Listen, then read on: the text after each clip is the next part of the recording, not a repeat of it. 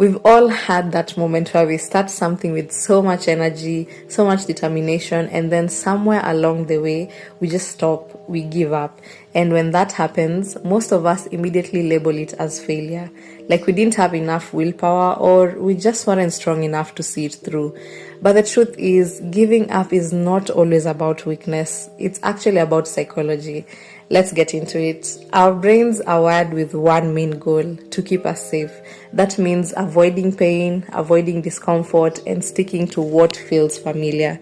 So when you're trying something new or pushing yourself in a way that feels difficult or uncertain, your brain often panics.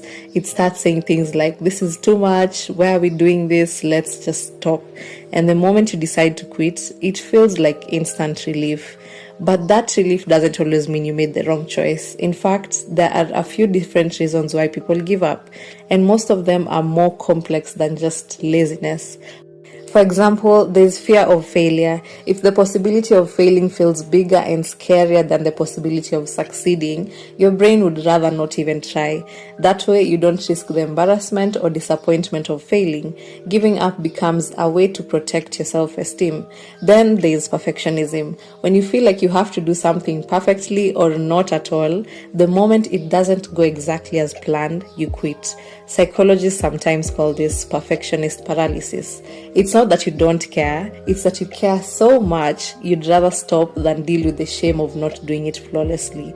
And of course, there's burnout. Sometimes we just push ourselves too hard for too long, and eventually your mind and body both say, "Nope, we're done."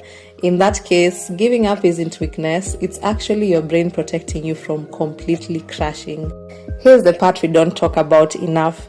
Giving up isn't always bad. Sometimes it's actually a sign of growth. Hear me out. Walking away from something that drains you or doesn't align with who you are anymore can be one of the healthiest choices you make.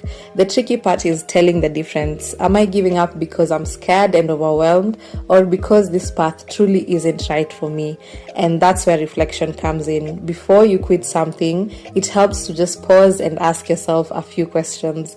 Am I stopping because I don't believe in myself, or because I believe in myself enough to admit this isn't the right fit? Am I quitting to avoid discomfort or to create space for something better? Because sometimes giving up means defeat, but sometimes it's the first step towards something that's actually meant for you. Look at the samosas. They turned out great. Please try it out for yourself and let me know. Thank you for watching. I will see you on my next video. Bye.